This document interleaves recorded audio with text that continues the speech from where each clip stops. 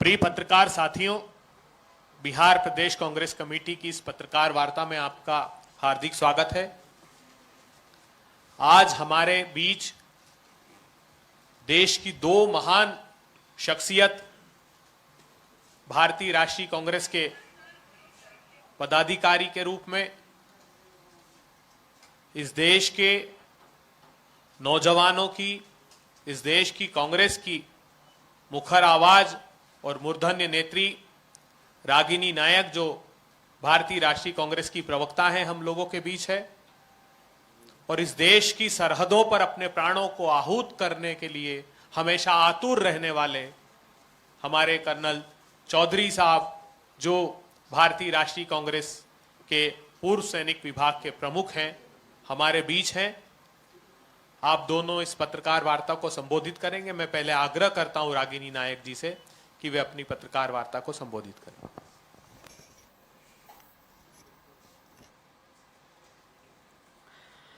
पटना की पावन भूमि में आज कांग्रेस पार्टी की प्रेस वार्ता में आए सभी पत्रकार बंधुओं का मैं स्वागत करती हूं, अभिनंदन करती हूं और इस्तकबाल करती हूं। अपनी बात इस दोहे के साथ आज मैं शुरू करना चाहूंगी और इसी से मुझे लगता है आज की प्रेस वार्ता की भूमिका भी बंधेगी कि सांच बराबर तप नहीं, सांच बराबर तप नहीं, झूठ बराबर पाप, जाके हृदय सांच है, ताके हृदय हरि आप। तो झूठ बोलना पाप है, झूठ बोलना पाप है, ये तो हम बचपन से सुनते आए हैं। इसीलिए ये कहना अतिशयोक्ति नहीं होगी कि एनडीए ठगबंधन ने पिछले 20 सालों में बिहार की जनता से इतने झूठ बोले, इतने जुमले सुनाए, इतना फरेब और इतना पाखंड किया कि उनका पाप का घड़ा भर चुका है। झूठ बोलना पाप है, पाप का घड़ा भर चुका है जो 14 नवंबर को फूटने वाला है। झूठ की बिसात पर राजनीतिक चालें चलते हुए मुझे लगता है कि मोदी जी और अमित शाह जी ये भूल जाते हैं कि जनता को मूर्ख समझने वाला नेता अंततः खुद ही बुड़बक साबित होता है। आ रहे मोदी जी 4 बजे, आप सब लोग जानते ही होंगे, इसके बाद आपको वहीं जाना होगा। करीब 60 बार मोदी जी बिहार आ चुके हैं, लेकिन कब आते हैं? जब चुनाव होता है, चुनावी रैलियों को संबोधित करने के लिए आते हैं। आतंकी हमला हो जाता है देश में, राहुल गांधी जी वहां जाते हैं और मोदी जी बिहार में चुनाव की रैली को संबोधित करने के लिए आते हैं। साम दाम दंड भेद येन केन प्रकारेण, ये इनका मूल मंत्र है। रखिए मूल मंत्र, कोई दिक्कत नहीं है, लेकिन बिहार की जनता की आंखों में धूल मत झोंकिए, झूठ मत बोलिए। तो आचार संहिता से ऐन पहले आते हैं, 62,000 करोड़ की घोषणाएं करके जाते हैं बिहार के लिए, हजारों करोड़ की घोषणाएं, लेकिन ये नहीं बताते कि 1.25 लाख करोड़ का पैकेज 10-11 सालों में डिलीवर क्यों नहीं हुआ अभी तक। और 1.25 लाख करोड़ बिहार का स्पेशल स्टेटस तो छोड़ दीजिए, ₹1.25 का नेग भी उसमें से निकलकर क्यों नहीं आया केंद्र सरकार की तरफ से, यह बड़ा सवाल पूछा जाता है। कोई जवाब हमें नहीं मिलता। और 2 दिन पहले भारत के राजनीतिक इतिहास की सबसे छोटी प्रेस वार्ता आप लोगों ने देखी होगी, 26 सेकंड की प्रेस वार्ता, यानी कि मैगी बनने में भी 2 मिनट का समय लगता है। ये एनडीए ठगबंधन के नेता 1 मिनट भी टिककर मंच पर नहीं खड़े रहे और सम्राट चौधरी जी को अकेला छोड़कर ऐसे गायब हुए जैसे गधे के सर से सींग। और फिर सम्राट चौधरी जी को खुला मैदान मिल गया कि मोदी जी को खुश करना है, लंबी लंबी हांको, लंबी लंबी फेंको, वही शुरू हो गया। घोषणा पत्र में भी उस पर आऊंगी, पर एक बात जरूर कहना चाहती हूं, मोदी जी ने 11 साल में एक भी प्रेस वार्ता नहीं की। पत्रकार बंधुओं के सामने, उनके सवालों के सामने ऐसे थर-थर कांपते हैं मोदी जी। लेकिन उनसे पूछा जाना चाहिए कि आप काशी को क्योटो तो बना नहीं पाए। अब आप कह रहे थे कि मोतिहारी को मुंबई बनाएंगे, पर मोतिहारी की चीनी मिल कब खुलवाएंगे, मीठी चाय बिहार से कब पीकर जाएंगे, ये नहीं बताएंगे। तो बार बार घोषणा करते हैं पर पिछला हिसाब देने का कोई कर्तव्य नहीं है, कोई जिम्मेदारी नहीं है।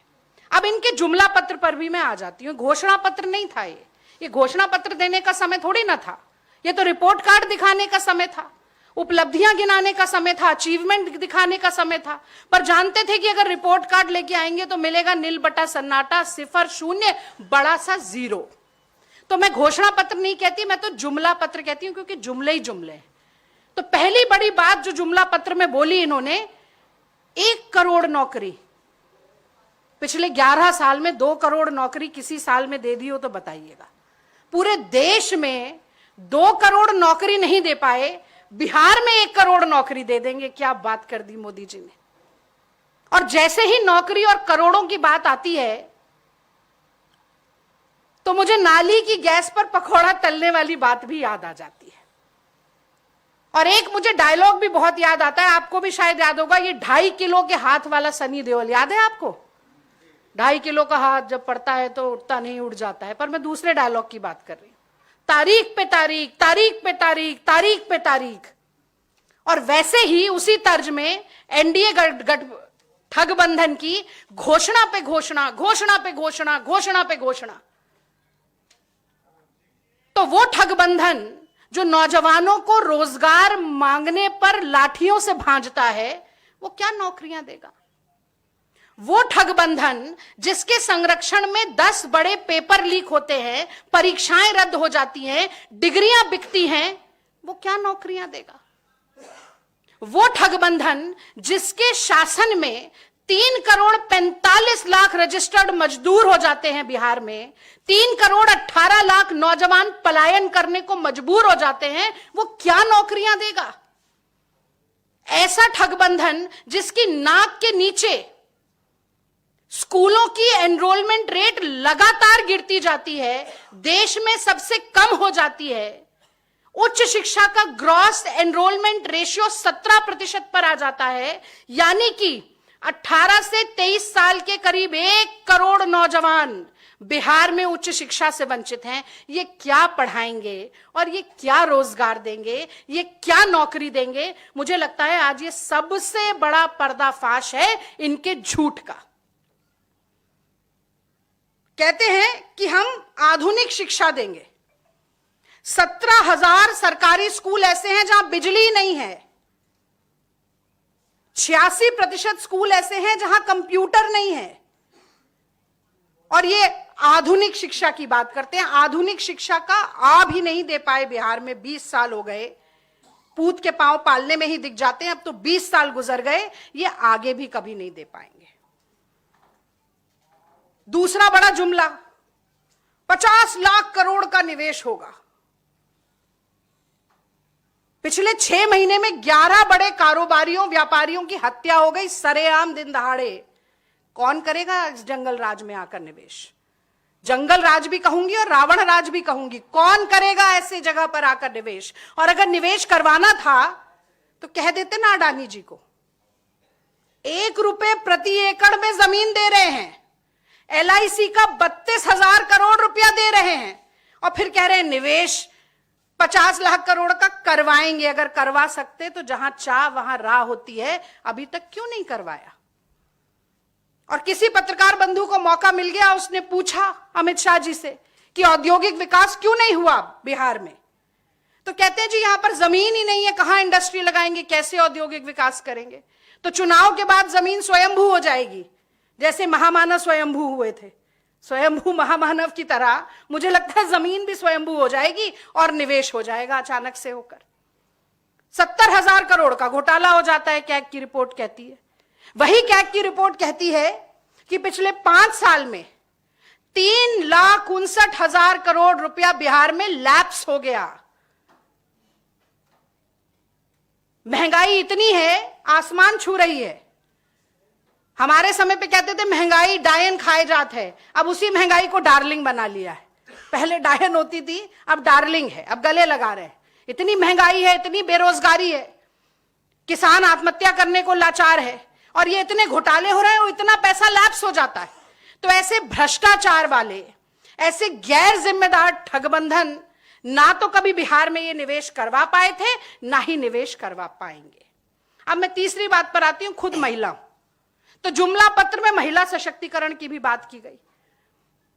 तो आगे मैं इन पंक्तियों के साथ बात करना चाहती हूं कि बिहार में लड़ रही हैं लड़कियां तब पढ़ रही हैं लड़कियां, लड़ रही हैं लड़कियां तब पढ़ रही हैं लड़कियां, अपना हर वजूद खुद गढ़ रही हैं लड़कियां, और इस अंधेरी रात में जब तलक न भोर हो दीप बनकर स्वयं जल रही हैं लड़कियां। तो जो बिहार की महिलाओं की बात हो, बेटियों की बात हो, लड़कियों की बात हो, तो एनडीए सरकार का जो राज रहा है वो एक लंबी स्याह काली रात की तरह है, जिसकी भोर होना अब बहुत जरूरी हो गया है। क्या दुर्दशा है महिलाओं की, ये मुझे कहने की जरूरत नहीं है, आप तो सब यहीं रहते हैं, आप जानते हैं, रोज पढ़ते हैं। पर मैं कुछ घटनाएं जरूर यहां पर बताना चाहूंगी कि हमें भूलना नहीं चाहिए। 6 मार्च 2025 बिहार शरीफ एनएचए के साथ के खेत में एक युवती की लाश मिलती है, उसके दोनों तलवों पर 9 कीलें ठुकी होती हैं।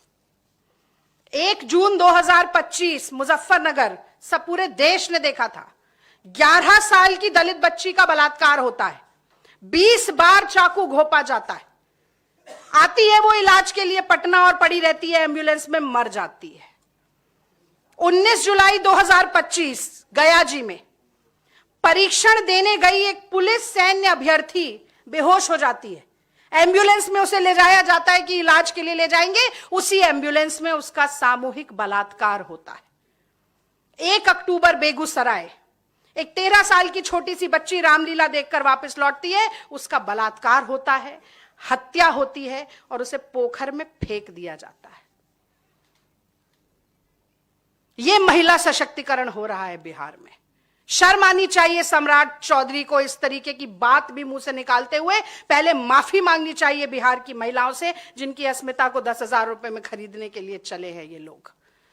शर्म आनी चाहिए इनको। बिहार में रोज महिलाओं के खिलाफ 55 अपराध होते हैं, 35 महिलाओं का अपहरण होता है, 8 महिलाओं की हत्या होती है, एक हफ्ते में करीब 18 नाबालिग बच्चियों का बलात्कार होता है। और ये महिला सुरक्षा की बात करते हैं। 1 करोड़ लखपति दीदी बनाएंगे। मैं तो दिल्ली से आती हूं, साल भर होने वाला है रेखा गुप्ता की भाजपा सरकार को। अब रेखा गुप्ता कैसे मुंह खोलते ही गुड़ का गोबर करती हैं वो आज का विषय नहीं है, लेकिन उनकी सरकार क्या कर रही है ये जरूर आज का विषय है। क्योंकि 2500 रुपए साल भर होने को आया है, दिल्ली की महिलाएं आज भी बाट जो रही हैं। जो सिलेंडर 500 रुपए में होली पर देने की बात कही थी, दिवाली भी निकल गई, वो 500 रुपए का सिलेंडर नहीं मिला। 500 रुपए का सिलेंडर नहीं दे सकते, 2500 नहीं देते, ये लखपति दीदी बनाएंगे। चुनावी जुमले के अलावा महिलाओं के लिए और कुछ एनडीए ठगबंधन के पास है नहीं। और तो और जो माइक्रो फाइनेंस माफिया है, उसने आर्थिक मदद करने के बजाय महिलाओं को लूटना शुरू कर दिया है। करीब 1 करोड़ 9 लाख महिलाएं बिहार में ऐसी हैं जिनके ऊपर 30,000 से ज्यादा का कर्ज लाद दिया गया है, और केवल ब्याज चुकाने में ही हजारों रुपए उन महिलाओं के खर्च हो जाते हैं। ये क्या महिलाओं की समानता, महिलाओं की सुरक्षा, महिलाओं के सशक्तिकरण के बारे में बात करेंगे? मुझे तो लगता है जब ये मुद्दा उठाया जाए तो चुल्लू भर पानी इन्हें जरूर दे देना चाहिए। और अंत में मैं किसानों की भी बात करना चाहती हूं, और मैं कहना चाहती हूं कि भगवान का सौदा करता है, इंसान की कीमत क्या जाने। भगवान का सौदा करता है, इंसान की कीमत क्या जाने। जो धान की कीमत दे न सका वो किसान की कीमत क्या जाने। तो अब समर्थन मूल्य को कानूनी जामा पहनाएंगे। अभी तक क्यों नहीं पहनाया, ये तो हर जुमले पर सवाल है। पर किसानों के बारे में इनकी सोच क्या है, ये इनके शब्दों से नहीं, इनके काम से पता चलता है। तो जैसा ये समर्थन मूल्य वाला वादा है, वैसा ही एक वादा और किया था कि 2022 तक किसानों की आमदनी को दुगना करेंगे। और एनएसएसओ की रिपोर्ट कहती है कि 27 रुपया प्रतिदिन ही किसान कमा पा रहा है। यूपीए सरकार ने 72,000 करोड़ रुपए का ऋण माफ किया था किसानों का। कर्जा माफी तो छोड़ दीजिए, मोदी जी तो 3 काले कानून लेकर आ गए थे, और आंदोलनजीवी, खालिस्तानी, आतंकवादी और न जाने क्या क्या बोल दिया अन्नदाता को। इतना अत्याचार किया कि 700 किसान शहीद हो गए। ये कोई भूल सकता है क्या? और खुद केंद्र सरकार ये बताती है कि बिहार सरकार ने लागत के आधार पर समर्थन मूल्य की सिफारिश देना अब पूरी तरह से बंद कर दिया है। और तो और 30,000 रुपए प्रति हेक्टेयर का खर्चा किसानों का बढ़ाकर अब कह रहे हैं कि हम 8 रुपया प्रतिदिन अतिरिक्त दे देंगे आपको, यानी कि करीब 3,000 रुपए महीना, माफ कीजिए साल। 30,000 रुपए की लागत बढ़ा दी और 3,000 रुपए की सहायता कर दी। तो ये तो ऊंट के मुंह में जीरा भी नहीं हुआ। इस तरीके से मुझे लगता है कि हम तो अभय जी अगर प्रेस वार्ता में इनके झूठे जुमले बताते जाएं तो शाम हो जाएगी, मोदी जी का शो भी खत्म हो जाएगा। वो शो ही करने आते हैं, फोटो अपॉर्चुनिटी होती है उनकी, और कुछ नहीं होता। वो पसीना मल के चेहरा चमकाने वाले व्यक्ति हैं, केवल फोटो नजारे दिखाएंगे, नतीजे नहीं मिलेंगे, आउटकम नहीं होगा, ऑप्टिक्स होगी। आज वो ऑप्टिक्स बहुत बढ़िया मिलेगी क्योंकि पैसा बहुत है, धनराशि बहुत है इनके पास, खूब खर्चा करेंगे। लेकिन आज इनके जुमलों और झूठी वादों और झूठी घोषणाओं का पर्दाफाश जो इस प्रेस वार्ता के माध्यम से मैंने किया है, और मुझे पूरी उम्मीद है कि लोकतंत्र का चौथा स्तंभ यानी कि आप सभी लोग जनता तक इस बात को और ले जाएंगे। पत्रकार बंधु जनता तक हमारी बात को पहुंचाने का काम करेंगे। और मैं बंधु इसीलिए भी कह रही हूं क्योंकि मैं खुद एक पत्रकार की बेटी हूं। मेरे पिताजी मनोहर नायक जनसत्ता में करीब 30 साल कार्यरत रहे, और वो बचपन से एक बात कहते थे जो कि मैं आज जरूर कहना चाहती हूं। वो कहते थे कि सच्चे पत्रकार की कलम झुकती है तो लिखने के लिए। और ये सीख मैंने हमेशा उनसे ली और ऐसी ही अपेक्षा मुझसे है। और मैं ये भी मानती हूं कि ये जो पब्लिक है ये सब जानती है। नेता आते हैं, भाषण देते हैं, नेता आते हैं, प्रेस वार्ता करते हैं, पर जो रह रहा है जहां, वो स्वतः भुक्तभोगी जो है वो सब कुछ जानता है। पब्लिक सब कुछ जानती है, इसीलिए एनडीए ठगबंधन के काट की हांडी इस बार चढ़ेगी नहीं, इस बार जलेगी। और क्योंकि मैंने झूठ से ही बात शुरू की, एनडीए ठगबंधन के झूठ से बात शुरू की, तो मैं झूठ पर ही बात खत्म भी करती हूं। ये कहा जाता है झूठ बोले कौआ काटे, कहा जाता है ना, गाना भी है, झूठ बोले कौआ काटे। तो ये बात मैं आपके माध्यम से दर्शकों तक छोड़ देना चाहती हूं और जो आपके पाठक हैं उन तक छोड़ देना चाहती हूं कि अगर हर बार झूठ बोलने पर काला कौआ काटता तो एनडीए ठगबंधन का आज क्या हाल होता, उनके नेताओं का आज क्या हाल होता, ये मैं जनता के विवेक पर छोड़ती हूं। आपने इस प्रेस वार्ता को बहुत ही धैर्य के साथ सुना और कवर किया, मैं बहुत आभारी हूं।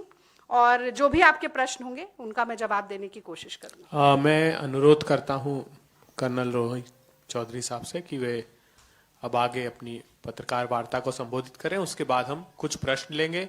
हमारे दोनों ही नेताओं को आगे सभाओं में जाना है, इसलिए हम आपसे अनुरोध करेंगे कि बहुत छोटे संक्षिप्त में हम प्रश्न करें।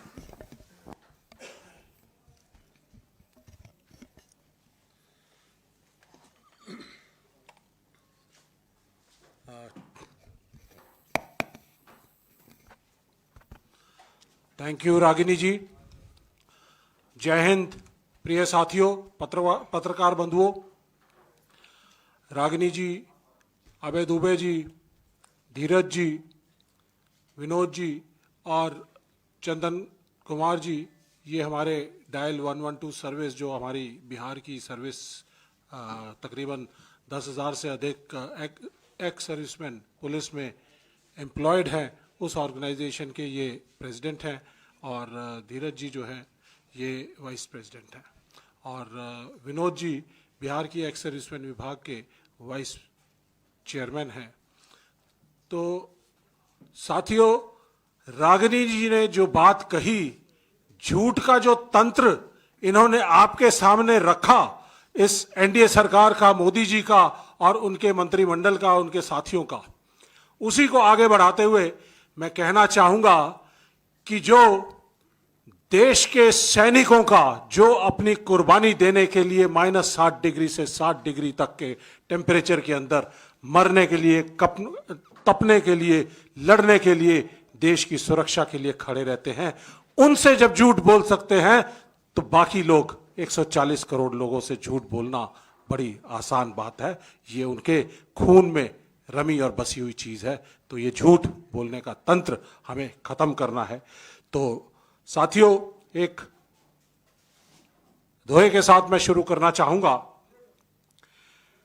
कभी ठंड में ठिठुर कर देख लेना। मैं कोई कवि नहीं हूं, हथियार चलाए हैं, मिसाइल चलाई हैं, तो कवि नहीं है, लेकिन फिर भी कहना चाहूंगा। कभी ठंड में ठिठुर कर देख लेना, कभी तपती धूप में जलकर देख लेना, कैसे होती है हिफाजत मुल्क की, कभी सरहद पर चलकर देख लेना। मोदी जी, कभी चलकर देख लेना। आप वर्दी में उनके साथ जाकर होली दिवाली के समय तो बिताते हैं, लेकिन जब उनके अधिकारों की बात आती है तो आप कहीं ना कहीं पर छुप जाते हैं और उनकी वेलफेयर करने के लिए और देश की सुरक्षा को पूरा चाक चौबंद करने के लिए कहीं ना कहीं चूक जाते हैं। तो साथियों, बिहार का एक एक युवा अपने दिल में सपना लेकर जवान होता है कि मैं देश की सेना के अंदर भर्ती होऊंगा और देश की सुरक्षा करूंगा। याद रहे कि बिहार देश की सेनाओं में 11% युवा भेजने का काम करता है। देश के पूर्व सैनिकों में 11% पूर्व सैनिक पैरामिलिट्री फोर्सेस में, सेनाओं में बिहार से आते हैं। और उनका सपना तोड़ने का काम मोदी सरकार ने बखूब किया। पहले तो उनके ऊपर थोपा अग्निवीर जैसी योजना, जो ना युवाओं के लिए सही थी और ना ही देश की सुरक्षा के लिए सही थी। हमने देखा 2022 के अंदर जिस तरह से पटना के अंदर कितना बड़ा जन आंदोलन युवाओं ने किया। आक्रोश था उनके दिल में, क्योंकि वो देश की सेवा करना चाहते थे, रेगुलर सैनिक बनना चाहते थे, लेकिन उनके सपनों को तोड़ने का काम मोदी सरकार ने किया। और उसके बाद सबसे बड़ी चोट अब, क्योंकि अगले साल से अग्निवीर 4 साल की अपनी सेवा पूरी कर कर वापस आएंगे और उनके सपनों पर, उनके भविष्य पर सबसे बड़ी चोट मोदी सरकार ने इस नोटिफिकेशन के जरिए दी है, मारी है कि वो 4 साल सेना में अग्निवीर रहे, आप सिंदूर में काम किया, लेकिन अब उनको मिनिस्ट्री ऑफ होम के नोटिफिकेशन के जरिए सिक्योरिटी गार्ड के तौर पर उनकी एब्जॉर्प्शन प्राइवेट सिक्योरिटी एजेंसीज में करनी शुरू कर रहे हैं। यह शर्मनाक बात है। क्या आप चाहेंगे देश का सैनिक जो 4 साल तक देश की सेना के अंदर काम करके आया है, क्या वो किसी अंबानी और अडानी की सेना के अंदर, प्राइवेट सेना के अंदर जाकर या उनकी सिक्योरिटी एजेंसी के अंदर जाकर सिक्योरिटी गार्ड का काम करे? ये भविष्य देश के और बिहार के युवाओं ने क्या अपने लिए देखा था? नहीं देखा था। ये नोटिफिकेशन कहता है कि मिनिस्ट्री ऑफ होम का है और ये कहता है आखिर में कि ये होम सेक्रेटरी की इजाजत से इशू किया हुआ नोटिफिकेशन है। हम इसकी कॉपी आपको देंगे। इसका मतलब ये अमित शाह जी की नाक के नीचे ये नोटिफिकेशन उनकी हामी के साथ निकला है। मोदी साहब की जो नेशनलिज्म है, राष्ट्रवाद है, झूठा डकोसला है, उसके नीचे ये नोटिफिकेशन निकला है। इस नोटिफिकेशन को कांग्रेस पार्टी पूरी तरह से सिरे से खारिज करती है, क्योंकि हमारे नेता राहुल गांधी जी ने भारत जोड़ो यात्रा, भारत जोड़ो न्याय यात्रा, सारे देश के साथ संवाद करने के बाद एक कंक्लूजन पे पहुंचे थे और जय जवान कैंपेन पूरे देश में चलाया गया, जिसके अंदर कहा गया कि अग्निवीर योजना देश की सेनाओं के लिए, सुरक्षा के लिए घातक है, उसको जाना होगा। अग्निवीर योजना को कांग्रेस पार्टी खत्म करेगी और अग्निवीरों को रेगुलर करेगी।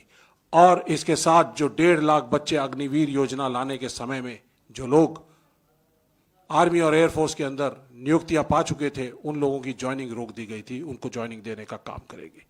यह कांग्रेस पार्टी की सेनाओं के प्रति सोच है। और हमारे 140 करोड़ जो देश की जनसंख्या है, लोग हैं, उनके दिल और दिमाग सेनाओं के साथ भावनात्मक तौर से जुड़े हुए। तो ये सब इन्होंने अग्निवीरों के साथ किस तरह से धोखा किया है, देश की सेनाओं के साथ धोखा किया है। हम सीधा सीधा सवाल पूछना चाहते हैं कि जब मोदी जी ने, अमित शाह जी ने, राजनाथ सिंह जी ने कहा था कि इन सभी अग्निवीरों को देश में पेंशन वाली पक्की नौकरी के अंदर एब्जॉर्ब किया जाएगा, तो ये जो 10 टॉप सिक्योरिटी एजेंसीज के अंदर एब्जॉर्ब करने का नोटिफिकेशन क्यों जारी किया।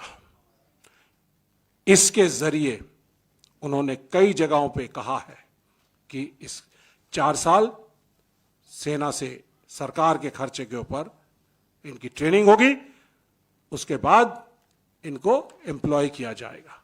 तो इसका मतलब आपने पहले से तैयारी कर रखी थी कि इनको अडानी की, अंबानी की प्राइवेट आर्मीज बनाने दिया जाएगा। आपने देखा होगा हाल में जो हमारे वैगनर आर्मी यूक्रेन और रशिया के युद्ध के अंदर इस्तेमाल की गई प्राइवेट आर्मीज थी, जो पूरे वर्ल्ड में से अलग अलग युवाओं को लेकर उसमें झोंक दिया गया लड़ाई के अंदर। वैसे ही हमारे युवा अब अडानी की और अंबानी की प्राइवेट एजेंसियां, प्राइवेट सिक्योरिटी, प्राइवेट आर्मीज बनेंगी और उसके अंदर उनको देश में, विदेश में, खाड़ी में, यूक्रेन में, जहां कहीं पे भी युद्ध होगा उनको झोंक दिया जाएगा। ये हमारे युवाओं को भविष्य दिया है इस मोदी सरकार ने। इसका हम पूरी तरह से खंडन करते हैं, इसका विरोध करते हैं। जिस तरह से अभी सिंदूर खत्म हुआ है, लेकिन वो कहते हैं ऑप सिंदूर जारी है। ऑप सिंदूर जारी है तो कांग्रेस पार्टी का जय जवान कैंपेन भी जारी है कि अग्निवीरों को रेगुलर करेंगे, अग्निवीर योजना को खत्म करेंगे। इसके साथ साथ मैं आपके साथ एक अपने साथी को, जायसवाल, ये भी आपके सामने दिखाना चाहता हूं। मोदी सरकार ने इस युवा के साथ जो अग्निवीर था, 1.5 साल तक नौकरी की, ब्लास्ट के अंदर इसकी उंगली चले गई। अगर ये रेगुलर सैनिक होता तो इसको ईएमई में, सर्विसेज के अंदर एब्जॉर्ब कर लिया जाता। लेकिन इस लड़के को देख सकते हैं, इस लड़के को अग्निवीर होने के नाते इसको बाहर निकाल दिया गया, कोई बेनिफिट नहीं दिया गया। राहुल गांधी जी ने बिहार यात्रा के अंदर 2 महीने पहले इस लड़के की आवाज को उठाया था।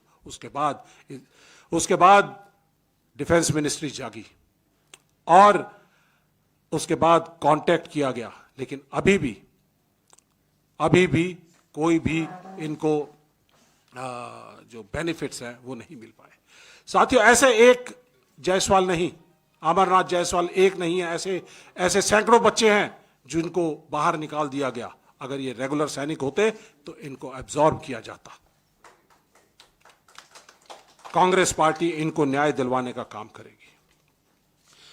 साथियों, इसके साथ साथ जिस तरह से कांग्रेस पार्टी, महागठबंधन, इन्होंने बिहार के लिए इलेक्शंस के अंदर पूर्व सैनिकों को मान और सम्मान देने के लिए एक मैनिफेस्टो के अंदर कुछ चीजें शामिल की है। और ये पहली बार ऐसा हो रहा है। कांग्रेस पार्टी सैनिकों के सम्मान में हमेशा से खड़ी थी, है और रहेगी। लेकिन एनडीए ने, मोदी साहब ने, किसी ने भी एक शब्द भी इन सैनिकों, पूर्व सैनिकों के सम्मान के लिए नहीं बोला। और याद रहे, बिहार के अंदर पूर्व सैनिक और सैनिक समाज की 10 लाख से ज्यादा बड़ी संख्या है। इसका मतलब 60 से 70 लाख वोट कंट्रोल करते हैं। और आप ये लगा सकते हैं कि ये तकरीबन 9 और 10% वोट शेयर कंट्रोल करते हैं। इस वोट से हमने फैसला किया है कि ये बात पूरे बिहार में लेकर जाएंगे और वोट की चोट इनको, एनडीए को, नीतीश सरकार को मारी जाएगी। और यहां पर मैं आपके समक्ष हमारा जो मैनिफेस्टो है उसके कुछ पॉइंट आपके सामने रखना चाहता हूं। ये सैनिकों के सम्मान के लिए दिए गए पॉइंट्स हैं। पहले तो जो शहीद होते थे उन शहीदों के लिए 50 लाख यहां पर जो मानदेय राशि थी उसको कांग्रेस पार्टी महागठबंधन की सरकार बनते ही उसको 50 लाख से 1 करोड़ कर दिया जाएगा। ये हमारा वायदा है।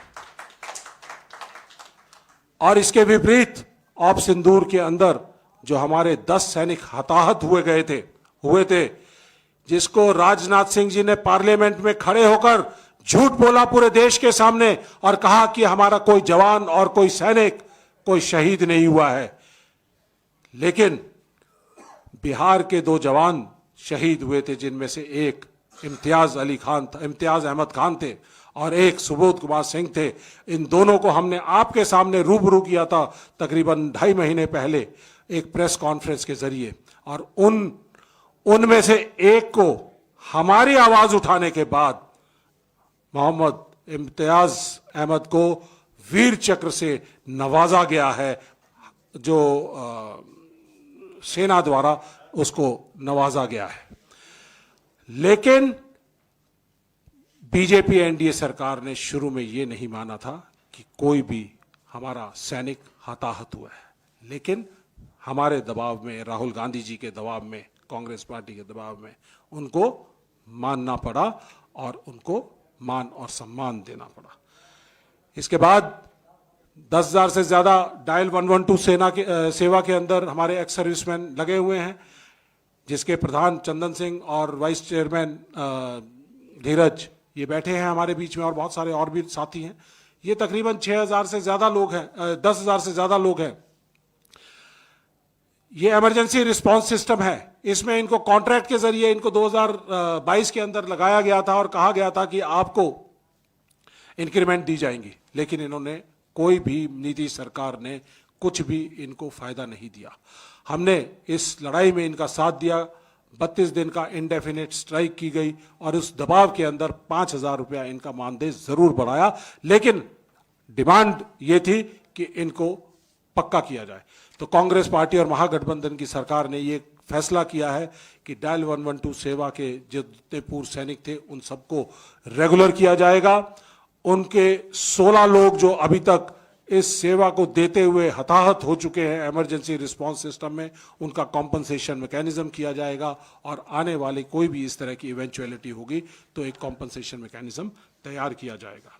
इसके साथ सैनिकों के वेलफेयर के लिए हम लोग एक कॉरपोरेशन बनाने जा रहे हैं, जिसमें उनकी तरह तरह की जो उनकी समस्याएं हैं, जो उनके रोजगार है, स्वरोजगार है, जिसके बारे में मोदी जी जरूर बात करते हैं, लेकिन आज तक उन्होंने कभी ऐसा कदम नहीं उठाया है।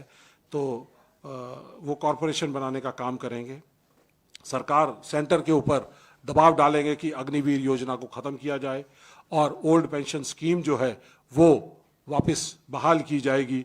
इसके साथ साथ एक और जो सभी राज्यों के अंदर पूर्व सैनिकों के लिए एक कुछ पद निर्धारित किए जाते हैं, उनको बाकी अलग सभी राज्यों के तर्ज के ऊपर भी बिहार में पहली बार ये आरक्षण देने का कार्रवाई की जाएगी।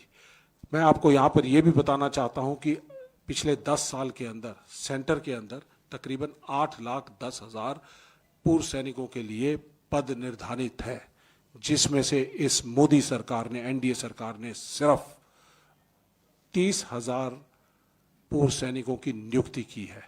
तकरीबन 7,80,000 पद खाली पड़े हैं। अगर ये पद भरे होते तो आज मेरे किसी भी सैनिक को, पूर्व सैनिक को वापस आने के बाद किसी भी इंडस्ट्रियल हाउस में या उसके बाहर सिक्योरिटी गार्ड की नौकरी नहीं करनी पड़ती। अगर एनडीए सरकार ने ये पद भरे होते, हम सीधे सीधे उनके ऊपर दबाव डालेंगे कि इन पदों को तुरंत प्रभाव से भरा जाए। इसके अलावा जिस तरह से मैडम ने बताया कि झूठे और प्रताड़ना भरे काम कर रहे हैं, मोदी सरकार के पहली बार हमने ऐसा देखा कि पिछले 10 साल के अंदर सैनिकों के ऊपर, पूर्व सैनिकों के परिवारों के ऊपर जिस तरह से हमले हुए हैं, मणिपुर के अंदर जिस तरह से आपने देखा, कारगिल युद्ध के इंडियन पीस कीपिंग फोर्स के अंदर काम किए हुए हमारे सैनिक हैं, उनकी महिलाओं के साथ किस तरह से नग्न अवस्था के अंदर उनकी परेड कराई गई, और मोदी जी के मंत्रियों से, मोदी जी से एक उनका सहानुभूति के लिए आवाज नहीं उठी। इसके साथ साथ हमारा एक 9 पैरा कमांडो का एक जवान जो जयपुर के अंदर उसको पुलिस थाने के अंदर लाकर उसको पीटा गया, वो सर्जिकल स्ट्राइक के अंदर, वो पाकिस्तान के अंदर 10 किलोमीटर अंदर जाके लड़ाई तो लड़ सका, लेकिन अपने देश की पुलिस के सामने, एनडीए की सरकार के सामने, इस डबल इंजन की सरकार के सामने हार गया, क्योंकि उसको पुलिस ने पकड़कर उसको बिना बात कर मार पिटाई उसके साथ की। हम उनके साथ खड़े हैं। पंजाब के अंदर हमारे एक कर्नल साहब और उनके बेटे के साथ किस तरह से उनके साथ मार पिटाई की गई थी, उसके खिलाफ हम खड़े हैं। इसके साथ साथ भुवनेश्वर के अंदर इन्होंने एक ब्रिगेडियर की बेटी जो अपने एक सर्विंग मेजर जो उनके मंगेतर थे उनके साथ जा रही थी, और डिप्टी चीफ मिनिस्टर के लड़के ने किस तरह से उनके साथ बदतमीजी की, और उसके बाद पुलिस थाने के अंदर जब वो रिपोर्ट लिखने के लिए गए तो उनके साथ प्रताड़ना की, पुलिस ने गलत व्यवहार किया। इंदौर में मैं याद दिलाना चाहता हूं कि यही बीजेपी एनडीए की डबल इंजन की सरकार थी, जहां पर हमारे 4 युवा अफसर थे जो अपनी मंगेतरों के साथ घूमने गए हुए थे, उनके साथ किस तरह से मार पिटाई की, और उनमें से 2 के साथ ऐसे है कि जबरदस्ती उनके रेप की कार्रवाई की गई।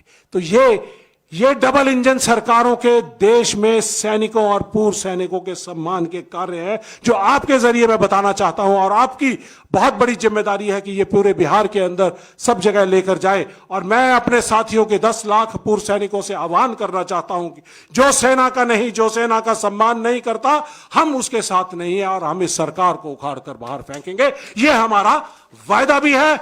ये हम पूर्व सैनिक वायदा जब करते हैं या सैनिक वायदा करते हैं तो एक ही वायदा होता है हमारा देश से, या तो तिरंगे में लिपट कर आएंगे या तिरंगा फहरा कर आएंगे।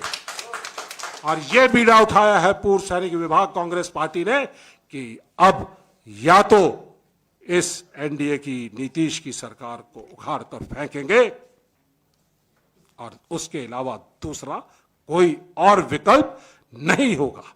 बहुत बहुत धन्यवाद। सवाल यदि आप लोगों के कुछ सवाल हों तो हम कोशिश करेंगे उत्तर देने की। प्लीज जी, आप कुछ पूछ रहे हैं? आप लोग उद्योग धंधे की बात कर रहे हैं,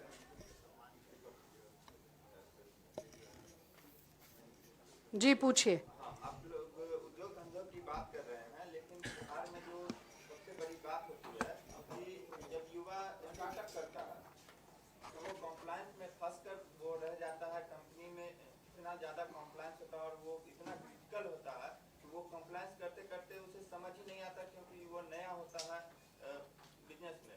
वो बिजनेस पे ध्यान लगाए या फिर कॉम्प्लायंस पे ध्यान लगाए, इसके लिए उसे। आप ये कहना चाहते हैं कि इतनी जटिलताएं होती हैं सिस्टम की, प्रोसेस की, जिसमें वो उलझ के रह जाता है नौजवान, और वो जीवन में आगे नहीं बढ़ पाता है। वो बिजनेस पे फोकस करने की जगह कॉम्प्लायंस पे फोकस। आप बिल्कुल ठीक बात कह रहे हैं भाई साहब, लेकिन समस्या तो वही है ना। स्टैंड अप हो, स्टार्टअप हो, मेक इन इंडिया हो, ये सारे कागजी शेर बन के रह गए। और अंततः तो ये बात कह दी गई, भाई हमने तो कहा नहीं, मोदी जी ने ही कहा था ना नौजवानों से कि नाली की गैस पे पकौड़े तल लो, क्योंकि रोजगार तो मिल नहीं सकता। अमित शाह जी से जब पूछा गया कि 2 करोड़ नौकरी देने का आपने वादा किया, तो उन्होंने खुद टीवी के इंटरव्यू में बोला कि वो वादा तो जुमला था।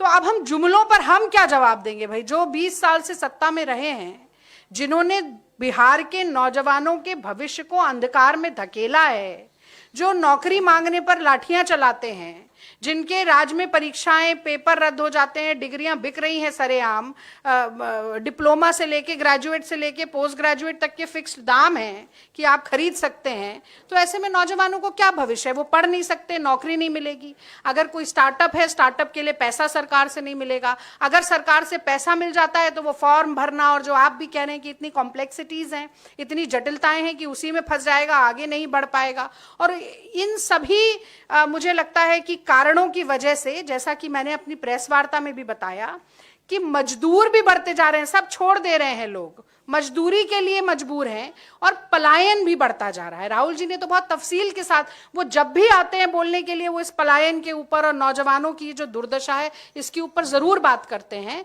और मुझे ऐसा लगता है कि ऐसे देश में जो एक यूथ बल से गुजर रहा है। Bharat, India is probably the youngest nation in the world, ये कहा जा रहा है। ऐसे में अगर आप नौजवानों की नहीं सुन सकते, तो मुझे लगता है कि उनकी तकलीफ को समझने के लिए 56 इंच का सीना नहीं चाहिए, एक धड़कता हुआ दिल चाहिए, जो कि मोदी जी के पास नहीं है, जो कि एनडीए ठगबंधन के पास नहीं है। अब आपने हाँ,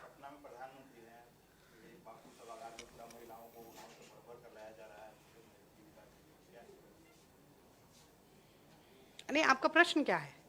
प्रधानमंत्री पटना में है हाँ, और छठ पूजा को लेकर आप लोगों पर अपमानित करने का आरोप लगा है। मैं तो भाई साहब आपसे जानना चाहूंगी कि क्या अपमान किया गया है। मैं फिर से कहूंगी, मैं दिल्ली से आती हूं। दिल्ली में वासुदेव घाट बनाया गया।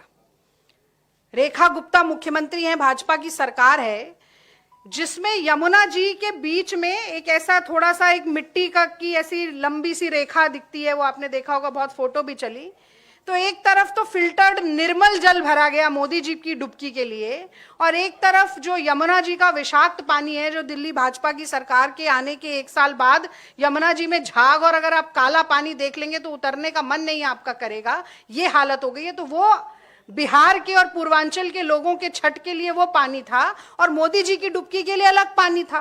पर अब समस्या यह है कि कलई खुल गई, लोगों को पता चल गया, हाँ, कि कैसे मोदी जी के लिए स्पेशल ट्रीटमेंट है और आम आदमी के लिए ये है। और बार बार आपने देखा होगा, गोदी मीडिया के तमाम एंकर वहां जाके कोई आचमन कर रहा है, कोई अर्घ दे रहा है, कोई पानी में जाना चाहता था और खुद ही फिसल के गिर गया तो उसने डुबकी भी लगा ली, क्या हा कितना निर्मल जल है। तो इतना स्वांग, इतनी नौटंकी, इतना ड्रामा हुआ, मोदी जी के मन में भी डर आ गया कि इतनी फजीयत होगी भैया, मोदी जी भी डुबकी लगाने नहीं गए। ये सबसे बड़ा प्रत्यक्ष प्रमाण है कि अगर किसी ने छठ का माहौल पूरी दुनिया के सामने उड़वाया है तो वो भारतीय जनता पार्टी की सरकार है दिल्ली की, और भारतीय जनता पार्टी की मुख्यमंत्री है। पर एक बात मैं और कहूंगी, मोदी जी से सवाल पूछ लो तो देश का अपमान हो जाता है, मोदी जी से सवाल पूछ लो तो सनातन धर्म का अपमान हो जाता है, मोदी जी से सवाल पूछ लो तो छठी मैया का अपमान हो जाता है, मोदी जी से सवाल पूछ लो तो समाज का अपमान हो जाता है। अरे भैया, मोदी जी में ऐसे कौन से सुर्खाब के पर लगे हैं? इतने प्रधानमंत्री देश के हुए जो कि प्रेस वार्ता करते थे, सवालों के जवाब देते थे, चीन के साथ युद्ध चल रहा था। अटल बिहारी वाजपेयी गए पंडित नेहरू जी से, कहा कि विशेष सत्र बुलाइए। पंडित नेहरू 72 साल के थे, अटल बिहारी वाजपेयी 36 साल के थे, दो सांसद गए थे, कोई विपक्ष नहीं था उस वक्त विपक्ष। उसके बाद पंडित नेहरू ने बीच युद्ध में विशेष सत्र बुलाया, और अटल बिहारी वाजपेयी जी ने पानी पी पी कर कोसा, कहा कि ये सरकार निकम्मी है, ये हो गया वो हो गया। आज अगर आप एक सवाल मोदी जी से पूछ ले तो आप एंटी नेशनल हैं, आप पाकिस्तान के एजेंट हैं, आप चीन के एजेंट हैं। तो ये फर्क होता है परिधान मंत्री में और प्रधानमंत्री में। और मैं तो फिर वही बात कहूंगी कि बहुत शर्म की बात है कि आप लोकतंत्र में सवाल पूछने वालों को देशद्रोही करार देते हैं। इससे ज्यादा शर्म की बात नहीं हो सकती। और मोदी जी के 56 इंच का सीना तो भैया पता नहीं, लेकिन इंदिरा गांधी जी की हथेली जरूर 56 इंच की रही होगी। बांग्लादेश के रूप में पाकिस्तान के मुंह पे उस 56 इंच की हथेली की छाप आज भी है। तो ये अपमान, ये रोना बंद कीजिए।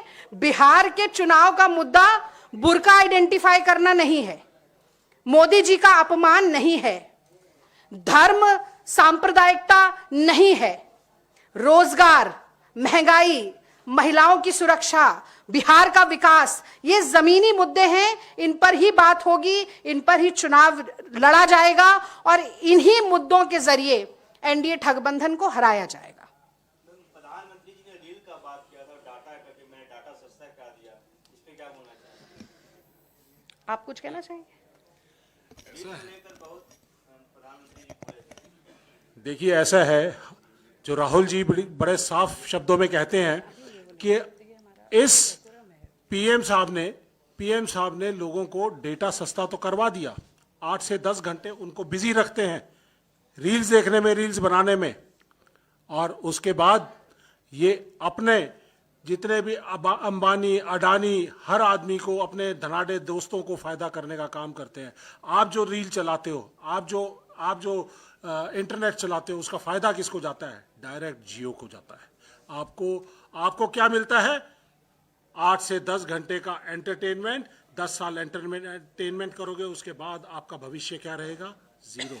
आपको रोजगार से गुमराह कर दिया, आपका ध्यान भटका दिया कि आप रोजगार की बात ना कर सको, आप अपने अधिकारों की बात ना कर सको, आप अपने वोट अधिकार की बात ना कर सको, और ये लगातार चोरी करते रहे और अग्निवीर जैसी योजना आपके ऊपर थोपते रहे, देश की सुरक्षा खतरे में डलती रहे। उससे उनको कोई ऐतराज नहीं है, लेकिन उनको ये अच्छा लगता है कि अडानी और अंबानी की प्राइवेट आर्मीज बन जाए, ताकि आप डेटा फ्री कर दो, आपको बिजी कर दो, ध्यान भटका दो और अपने उल्लू साथियों सीधा का कर लो।